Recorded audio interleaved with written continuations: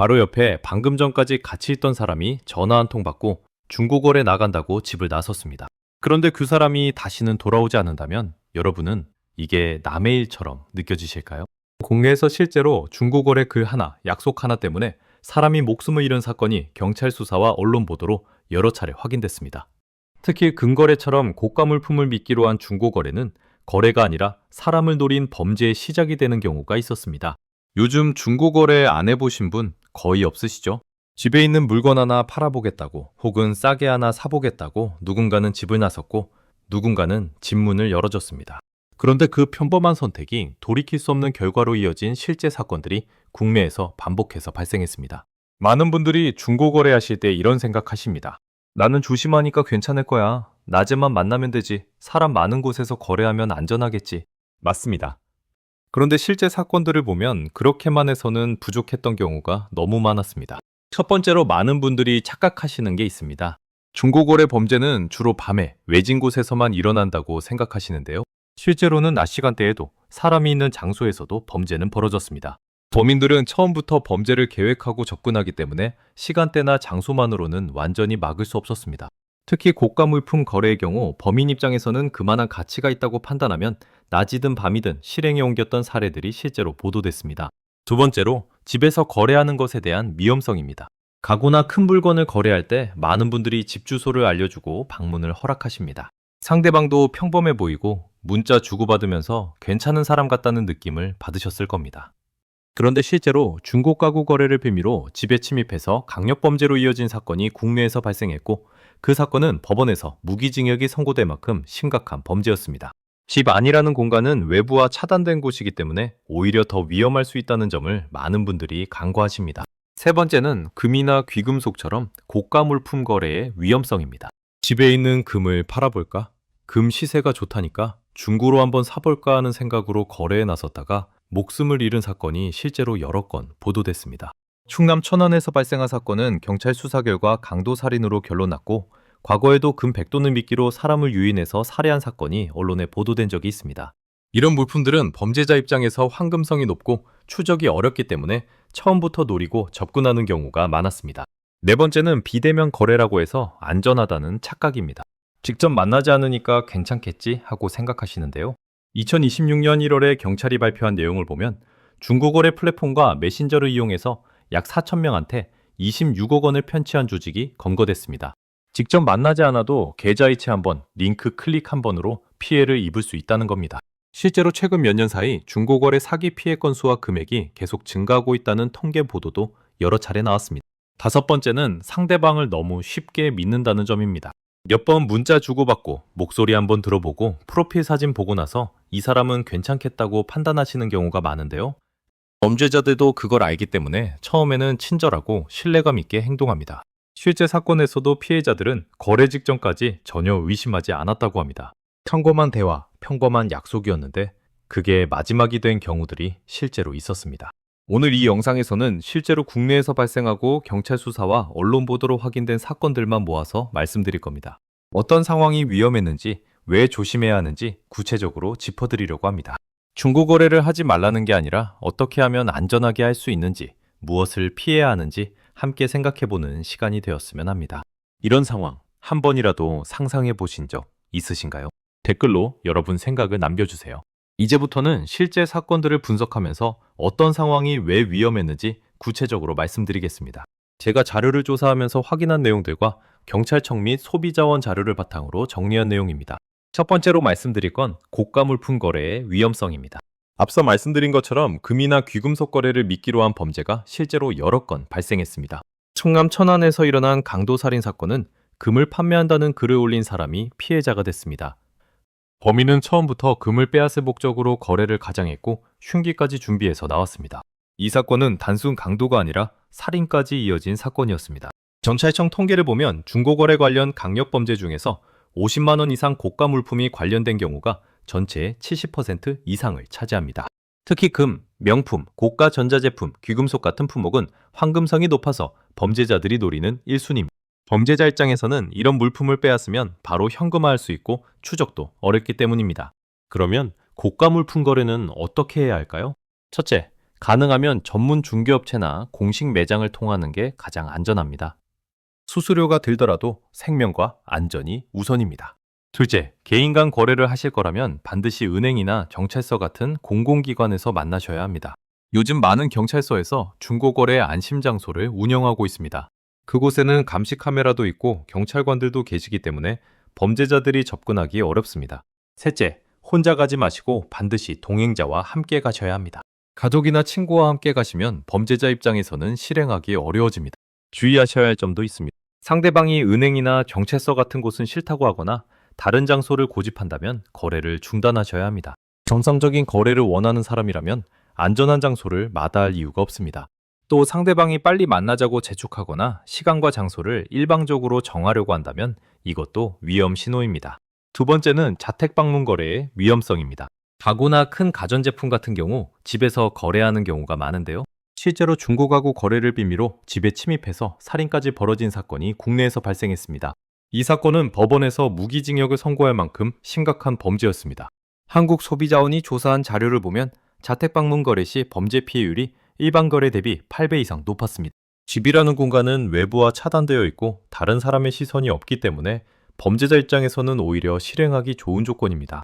특히 혼자 사시는 분들이나 낮 시간에 혼자 계시는 분들이 더 위험합니다.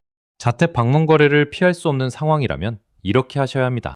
첫째, 반드시 가족이나 지인이 집에 함께 있는 시간에 약속을 잡으세요. 혼자 계실 때는 절대로 낯선 사람을 집에 들이면 안 됩니다. 둘째, 상대방의 신분증을 사진으로 찍어두세요. 거래 전에 신분 확인을 한다고 말씀하시고 신분증 사진을 찍으면 범죄 의도가 있는 사람은 거부하거나 거래를 포기합니다. 셋째, 현관문은 항상 열어두시고 집안 깊숙한 곳까지 들어오지 못하게 하세요. 물건은 현관 근처에 미리 준비해 두시고 빠르게 거래를 끝내는 게 좋습니다. 절대로 하시면 안 되는 것도 있습니다. 상대방이 화장실을 사용하고 싶다거나 물 한 잔 달라는 등의 요청을 하더라도 거절하셔야 합니다. 이런 요청은 집안 구조를 파악하거나 시간을 끌기 위한 수법일 수 있습니다. 또 상대방이 친구나 지인을 데려오겠다고 하면 거래를 취소하는 게 좋습니다. 여러 명이 오면 통제가 불가능해집니다. 세 번째는 거래 장소와 시간 선택의 중요성입니다. 많은 분들이 편의상 집 근처나 상대방이 원하는 곳에서 만나시는데 이게 굉장히 위험할 수 있습니다. 실제 사건들을 보면 범인들이 미리 현장을 답사하고 도망갈 경로까지 계획한 경우가 많았습니다. 한국형사정책연구원에서 분석한 자료에 따르면 중고거래 범죄의 80% 이상이 한적한 장소나 사람이 적은 시간대에 발생했습니다. 특히 저녁 시간 이후나 이른 아침 시간, 그리고 주말 늦은 시간이 위험했습니다. 장소로는 주택가 골목, 공원, 외진 주차장 같은 곳이 많았습니다. 안전한 거래를 위해서는 이렇게 하셔야 합니다. 첫째, 거래 장소는 반드시 사람이 많은 곳으로 정하세요. 대형마트 입구, 은행 앞, 지하철역 내부 같은 곳이 좋습니다. 감시 카메라가 많고 사람들이 항상 있는 곳이면 범죄자가 접근하기 어렵습니다. 둘째, 시간은 낮 시간대로 정하세요. 오전 10시부터 오후 5시 사이가 가장 안전합니다. 셋째, 상대방이 장소나 시간을 자꾸 바꾸려고 하면 의심하셔야 합니다. 주의할 점은 상대방이 차 안에서 거래하자고 하거나 차로 다른 곳으로 이동하자고 하면 절대 따라가시면 안 됩니다. 앞서 말씀드린 이미경님 사례처럼 차에 한번 타면 통제권을 완전히 잃게 됩니다. 또 상대방이 사람 없는 곳에서 만나자고 하거나 CCTV가 없는 곳을 고집한다면 거래를 중단하세요. 네 번째는 비대면 거래의 함정입니다. 직접 만나지 않으니까 안전하다고 생각하시는 분들이 많은데요.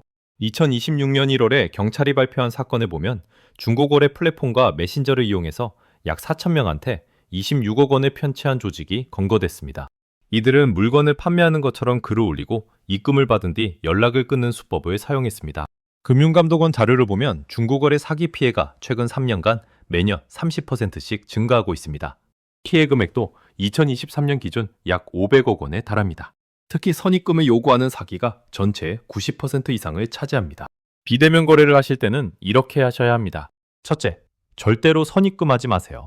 물건을 직접 확인하기 전에는 한 푼도 보내시면 안 됩니다. 둘째, 계좌이체보다는 안전거래 시스템을 이용하세요. 중고거래 플랫폼에서 제공하는 안전거래는 물건을 확인한 후 결제가 이루어지기 때문에 사기를 당할 위험이 줄어듭니다. 셋째, 상대방의 거래 내역과 평가를 꼼꼼히 확인하세요. 최근에 가입했거나 거래 내역이 없는 계정은 의심해 봐야 합니다. 절대 하시면 안 되는 것도 있습니다. 상대방이 보낸 링크를 함부로 클릭하지 마세요. 피싱 사이트로 연결되거나 악성 앱이 설치될 수 있습니다.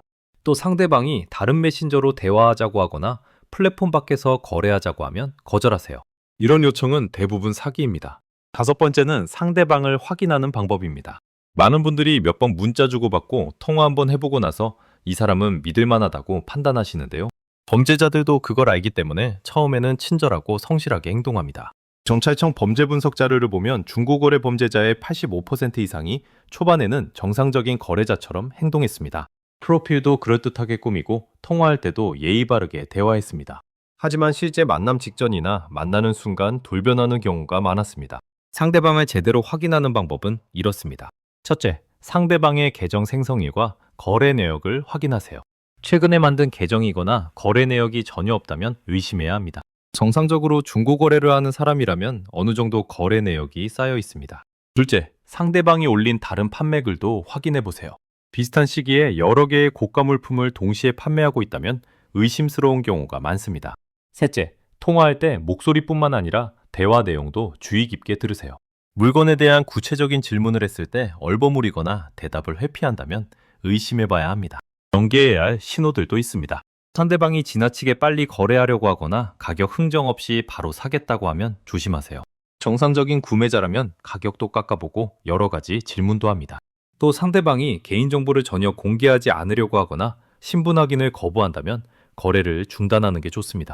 여섯 번째는 동행자의 중요성입니다. 많은 분들이 간단한 거래니까 혼자 가셔도 된다고 생각하시는데요. 실제 사건들을 보면 피해자가 혼자였던 경우가 대부분이었습니다. 소비자안전센터에서 조사한 자료를 보면 동행자와 함께 거래한 경우 범죄 피해율이 95% 감소했습니다. 범죄자 입장에서는 2명 이상을 상대하기 어렵고 목격자가 생기기 때문에 실행을 포기하는 경우가 많습니다. 나가실 때는 이렇게 하세요. 첫째, 가족이나 가까운 친구에게 거래 사실을 미리 알려주세요. 언제 어디서 누구와 만나는지 구체적으로 알려주시고 거래가 끝나면 연락하겠다고 말씀하세요. 둘째, 가능하면 동행자와 함께 직접 가시는 게 좋습니다. 혼자 가셔야 한다면 통화 연결 상태로 거래하시거나 거래 장소 근처에 동행자가 대기하게 하세요. 셋째, 거래 중에도 주변을 계속 살피시고 이상한 낌새가 보이면 즉시 그 자리를 떠나세요. 주의할 점은 상대방이 혼자 오라고 요구하거나 동행자를 데려오면 거래하지 않겠다고 하면 이건 명백한 위험 신호입니다. 정상적인 거래자라면 상대방이 안전을 위해 동행자를 데려오는 걸 이해합니다. 일곱 번째는 거래 중 위험 신호를 알아채는 방법입니다. 실제 사건에서 피해자들이 나중에 생각해보니 이상한 점들이 있었다고 증언하는 경우가 많았습니다. 범죄 심리학 연구 결과를 보면 범죄자들은 실행 직전에 특정한 행동 패턴을 보입니다. 주변을 자꾸 두리번거리거나 휴대폰을 계속 확인하는 행동, 갑자기 말이 없어지거나 태도가 바뀌는 모습, 거래 장소를 갑자기 다른 곳으로 옮기자고 하는 것 등이 대표적인 위험 신호입니다. 거래 중에 이런 신호가 보이면 즉시 대처하셔야 합니다. 첫째, 상대방이 주변을 계속 살피거나 누군가를 기다리는 듯한 행동을 보이면 거래를 중단하고 사람 많은 곳으로 이동하세요. 둘째, 상대방이 물건보다 여러분을 더 관찰하는 것 같다면 즉시 자리를 떠나세요.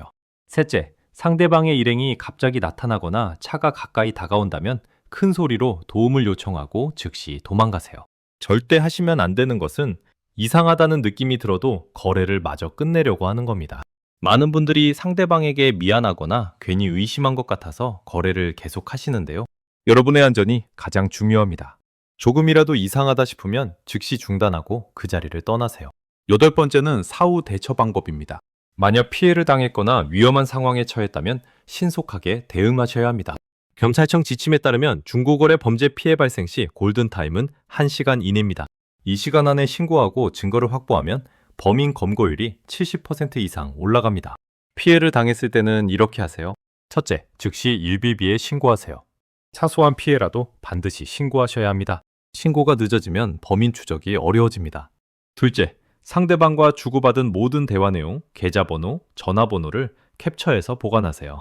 이게 중요한 증거가 됩니다. 셋째, 주변에 CCTV가 있는지 확인하시고 경찰에 알려주세요. 영상 증거가 있으면 범인 검거에 큰 도움이 됩니다. 이제부터는 조금 더 구체적인 상황별 대처법과 추가로 알아두셔야 할 정보들을 말씀드리겠습니다. 첫 번째로 가족에게 중고거래 안전수칙을 알리는 방법입니다. 특히 혼자 사시는 부모님이나 중고거래를 자주 하시는 자녀분들에게 이 내용을 꼭 전달해 주셔야 합니다. 제가 상담했던 사례 중에는 가족이 위험한 거래를 하는 줄도 모르고 있다가 나중에 사고가 난 경우도 있었습니다. 가족과 이야기하실 때는 겁을 주기보다는 구체적인 방법을 알려주시는 게 좋습니다. 예를 들어 부모님께 중고거래 하실 때는 꼭 자녀에게 연락하라고 말씀드리세요. 거래 전에 한 통화만 해도 범죄를 예방할 수 있습니다. 또 고가 물품은 되도록 거래하지 말라고 당부하시고 꼭 필요하다면 전문 업체를 이용하라고 권유하세요. 자녀분들에게는 혼자 거래하러 가지 말라고 강조하세요. 특히 학생이나 젊은 분들은 위험을 잘 느끼지 못하는 경우가 많습니다. 친구와 함께 가거나 최소한 부모님께 거래 사실을 알리고 가라고 말씀하세요.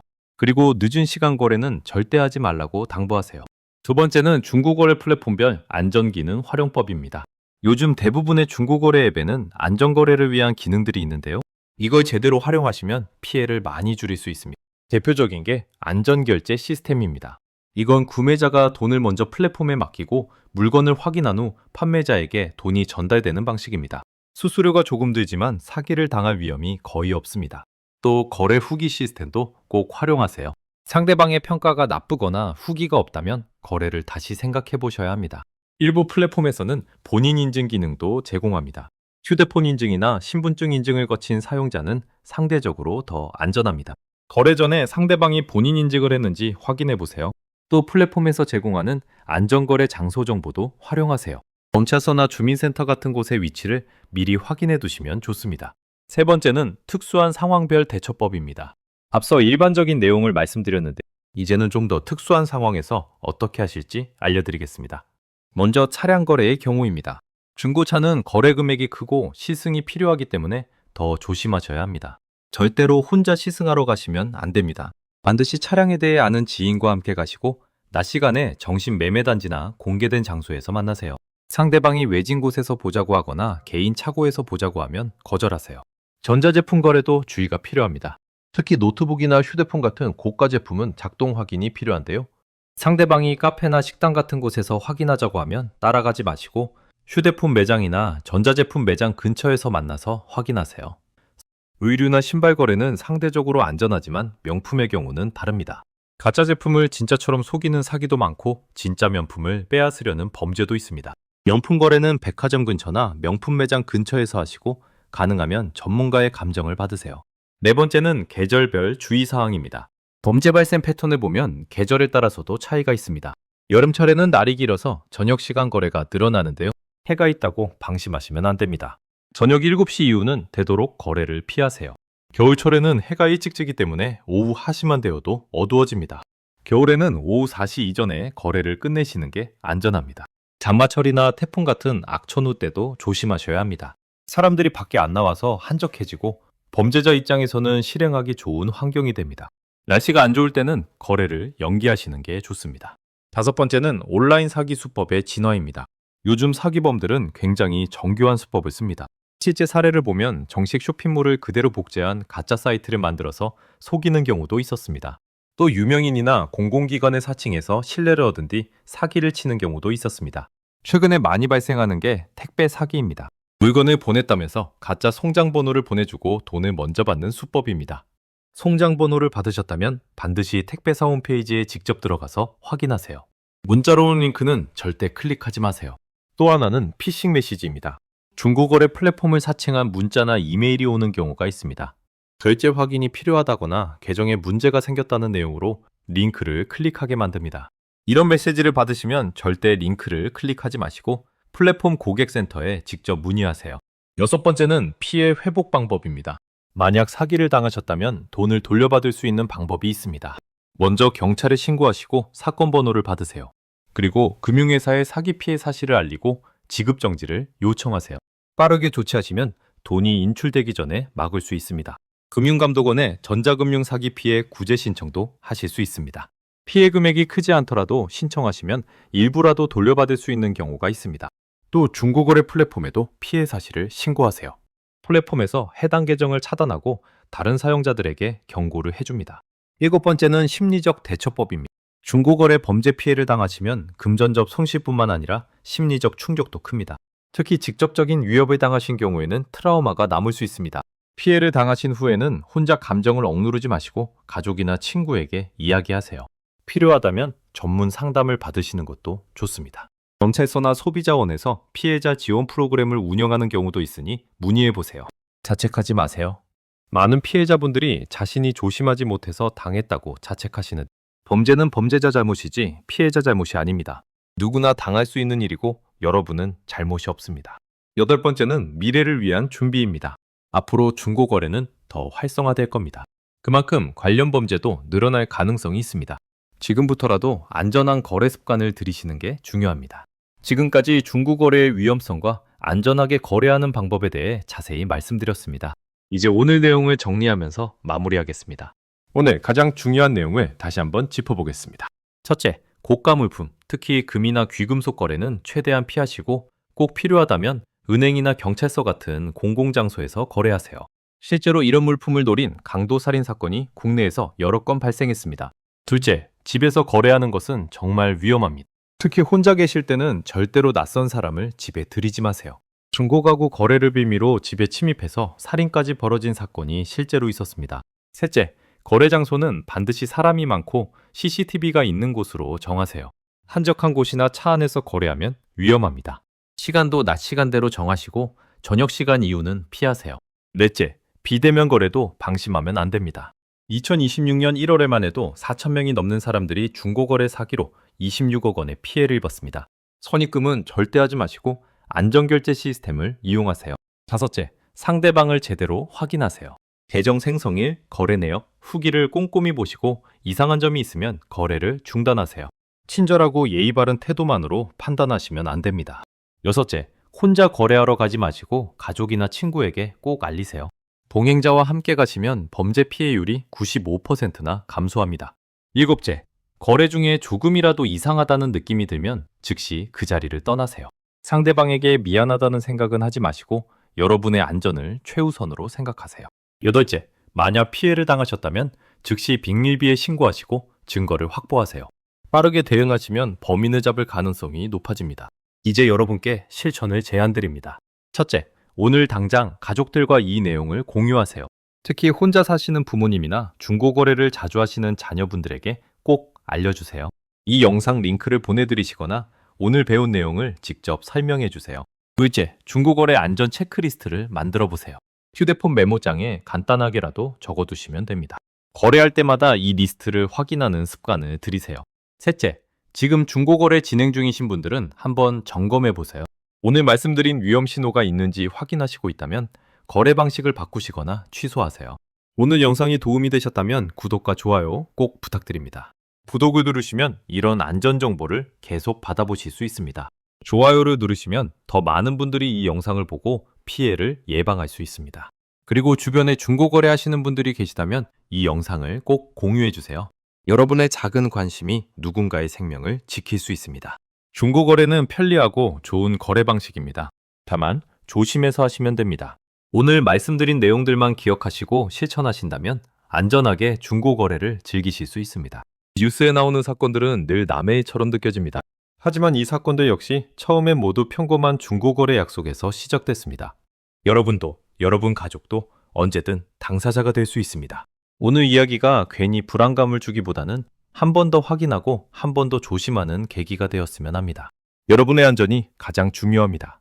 물건 하나, 돈 몇 푼보다 여러분의 생명과 안전이 훨씬 더 소중합니다. 조금 귀찮더라도, 조금 번거롭더라도 안전하게 거래하시길 바랍니다. 긴 영상 끝까지 시청해 주셔서 정말 감사합니다. 여러분의 안전한 중고거래를 응원합니다. 다음 영상에서 또 만나요. 건강하세요.